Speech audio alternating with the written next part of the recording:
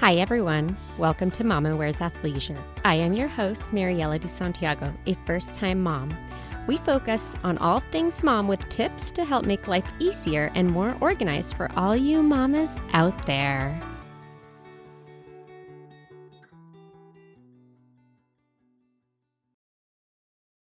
Hey, everyone. So, today we're going to talk about intrusive thoughts, which I'm really excited to talk about this topic because it's something that I guess I didn't really know that I, as a first time mom, had, and maybe a lot of moms have, or get it, or have it throughout. Sometimes I feel like, oh, is this still a thing? Anyway, clearly I have a lot of questions that I'm excited to get answered. So, today we have Jessica Thompson from Intuitively Well Therapy. I am so excited to be here. I've been looking forward to talking about this with you. So, my name is Jessica Thompson. I'm a licensed therapist in Utah, and I see individuals kind of across the span from north to south in Utah, online, in person. I just opened my own private practice, Intuitively Well Therapy, and I see my office is in the historic Sandy, 20 minutes south of Salt Lake City. I'm so excited to be on this journey. And it's a fun story that we don't have time to get into today, but my intuition led me to this decision. And that's kind of why I named my business Intuitively Well. And it goes alongside what my mission is as a therapist is I try to empower new and expectant moms and all other individuals. I work mainly with females, and I just love supporting mothers in the stage of pregnancy, birth, and postpartum. And postpartum is like for life. So I see moms that have been moms for like 20, 30, 40 years.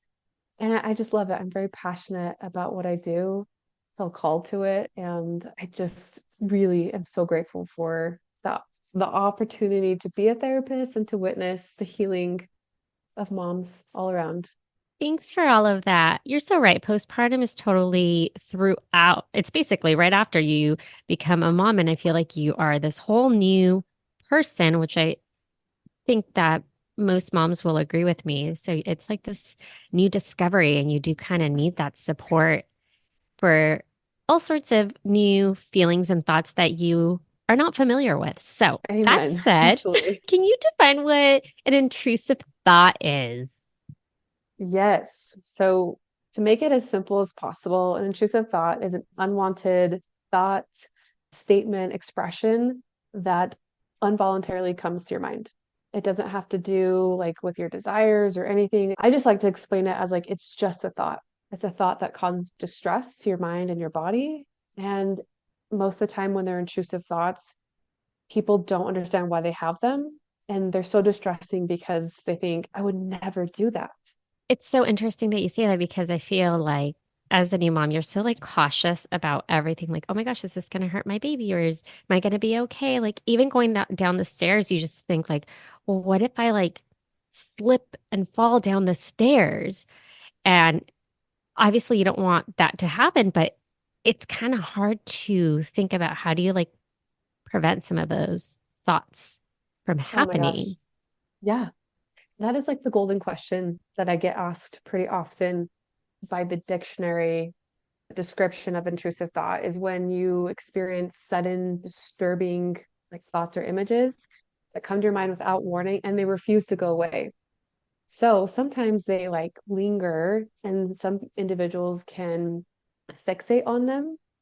And I feel like there's a huge distinction between intrusive thoughts that naturally come because we're human, right? The best example is you're driving down the road and you think, what would happen if my car just swerved into the median? Like that's an intrusive thought. And sometimes it comes out of nowhere. And most of the time, it doesn't cause a lot of distress because most people brush it off or I would never do that. It's just a thought. And then there's intrusive thoughts when you're pregnant or when you just give birth and you're freshly postpartum and the thoughts are about somebody else, like your baby. And that's when it becomes so disturbing that a lot of moms have a hard time getting it out of their head. And they think that they're a terrible mom because they thought something that was really disturbing.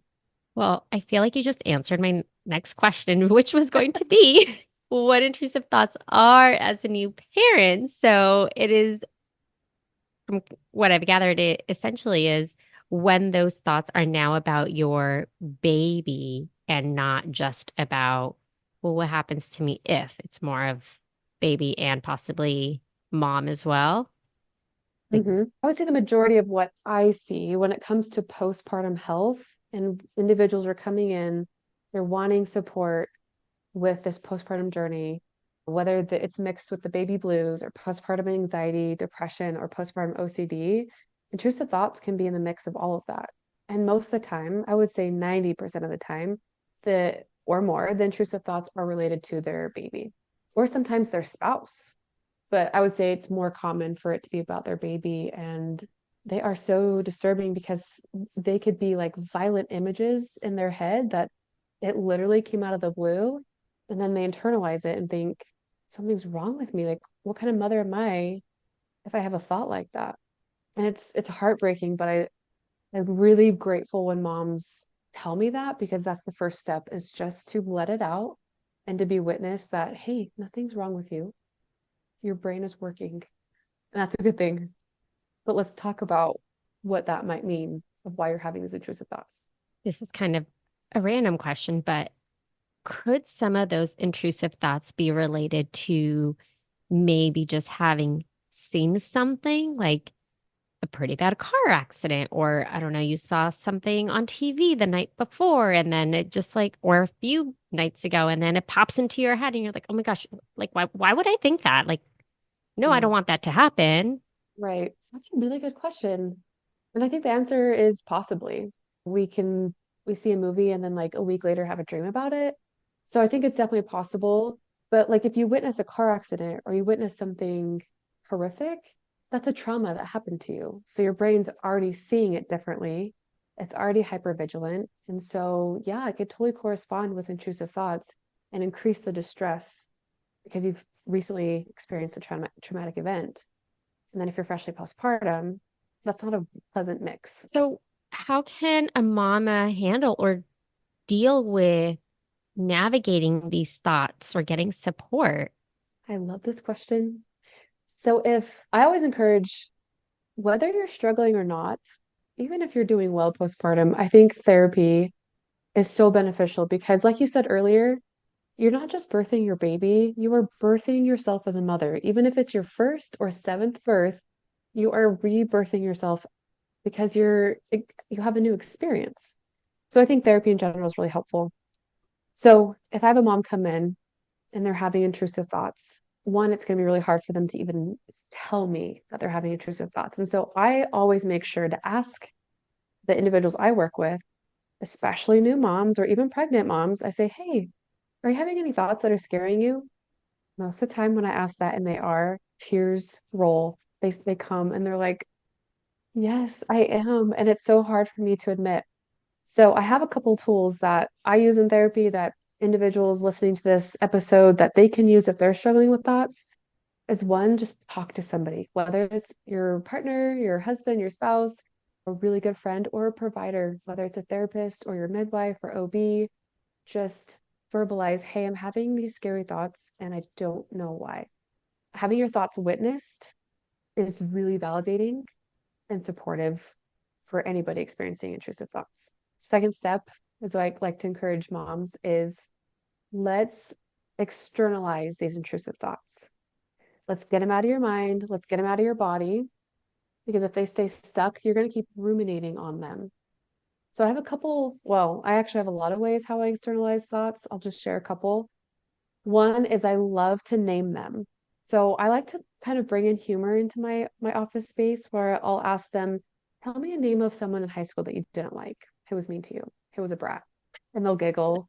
And then I'll say, okay, that's the name of your intrusive thoughts. And so when your intrusive thoughts come, let's name them. So no offense to any Carlys out there, but my person in high school that was not very nice to me, her name was Carly.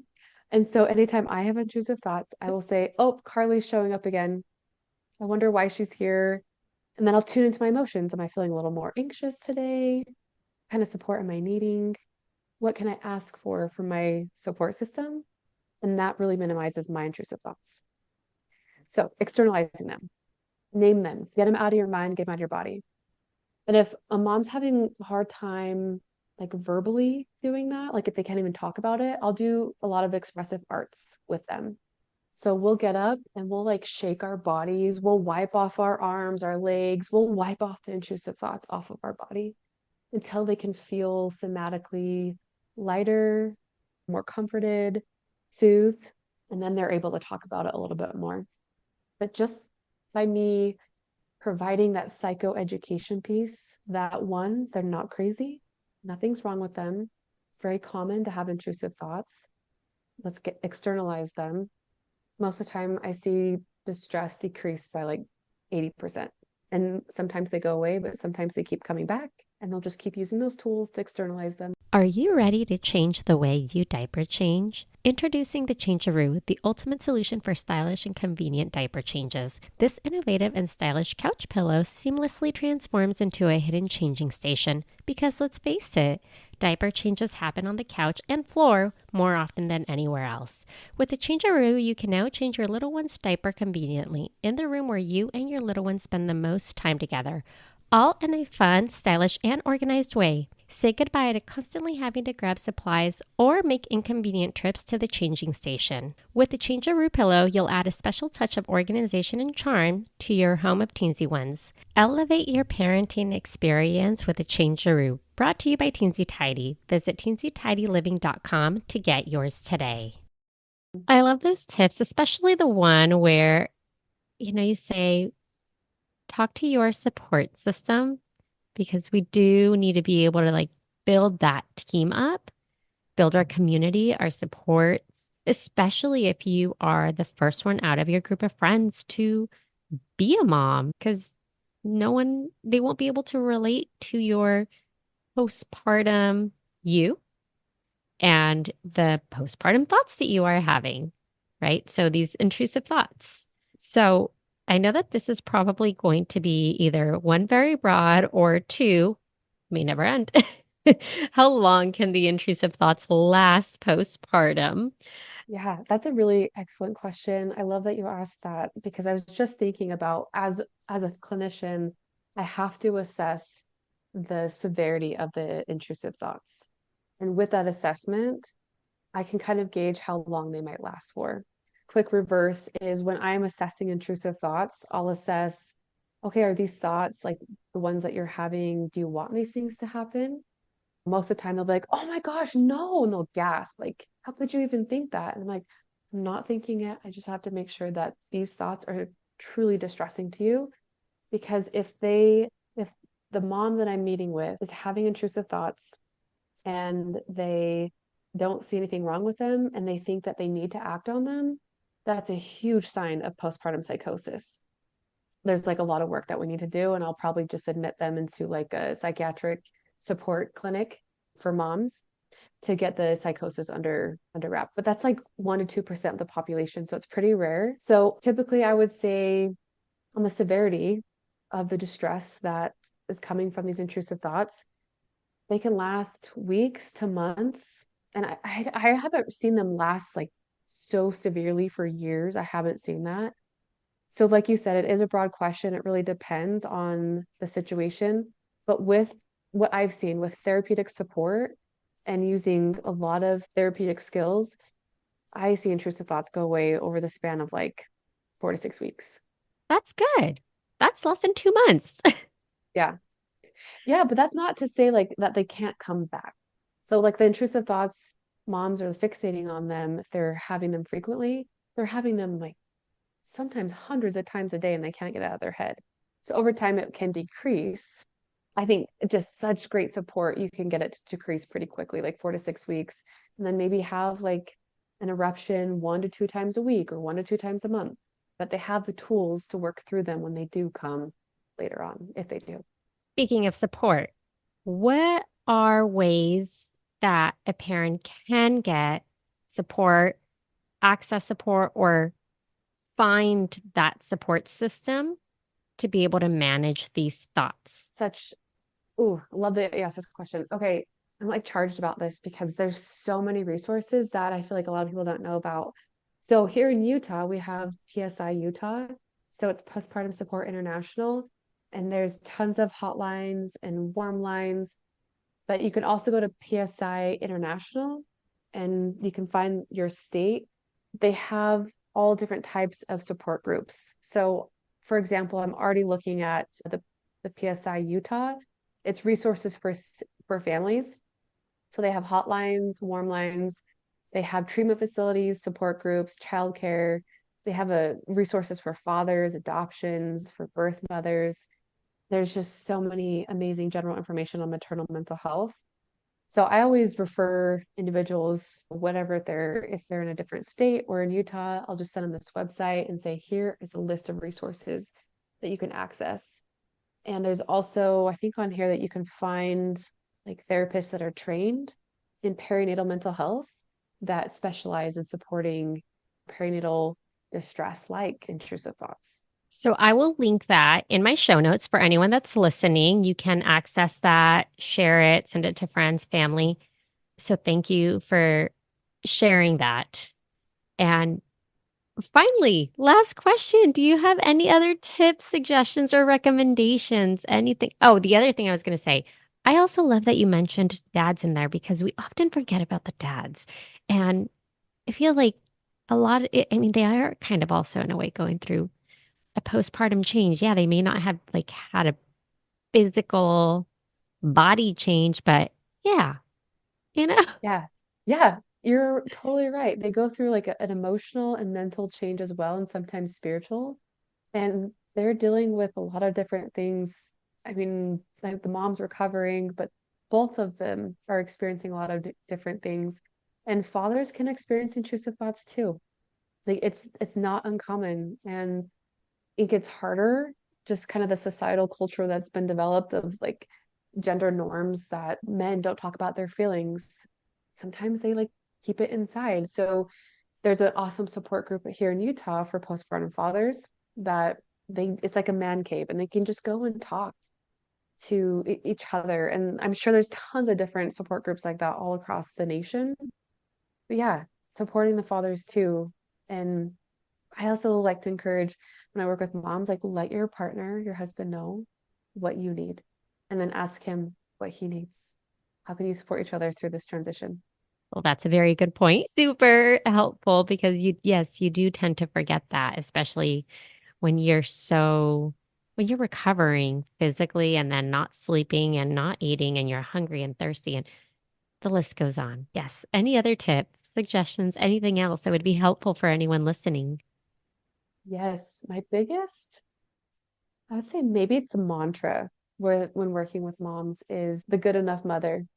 I think when we become moms, whether it's our first or third time, there's a lot of maybe it's like a pressure to be perfect or have it all together. But honestly, none of us have it all together. I will often post on my therapist's Instagram, like how messy my house is and piles of laundry, and just say as a reminder to my story, hey, just reminding you that literally none of us have it together. So I really, really work with my moms on developing this good enough mother mindset because it takes out the perfectionism. Perfectionism isn't a real thing because no one's perfect. We all make mistakes. So I really like to define with them on according to their values, what's a good enough mom? Maybe a good enough mom means going to the drive-through that like your kids are nourished in some way. Maybe a good enough mom is not going to the drive-through and making some packaged food from home, or maybe it's all fresh food. Like just everyone's so different. So I just love to remind them good enough is good enough. And that's what we can strive for because you're going to drive yourself insane working towards perfectionism. It just can't happen in motherhood. But being good enough, according to your values, brings a lot of soothing and just grounding to a mother. I love that. And good enough is going to look different for everyone. I mean, Hmm. I'm in just surviving mode. So if I hear anyone out you. there is too, join the club. Oh, but yeah, we have so much to do. And I think being able to we forget to take care of ourselves. So taking care of yourself, which can mean getting that support if you are having those intrusive thoughts, so that you can then take care of your kids in whatever way that is. And I think a lot of moms have skills that they don't think are enough, but just trusting your instinct, trusting your intuition. You know what's best, and you're doing an amazing job. Truly, I believe moms, they are doing an amazing job. You don't have to have it all together to be a great mom to your children. And that is the note that we need to end on. Oh, Well, sounds thank good. you so much. This was great. I feel like I learned a lot. So I'll have all that stuff linked. And yeah, Yeah, this was very like the basics of intrusive thoughts. So if you ever want to do like a future one on like very specific, we can always do that. But this was just basic information. If I find more information on intrusive thoughts, I'll send it your way that you can add into the show notes as well. perfect. Thank you. Thank you so much for having me. I loved talking with you today. Thank you for listening. Tune in next week for our next episode. You can find us on Instagram for more updates and tips. Be sure to subscribe wherever you listen to your podcasts and give us a review if you like us.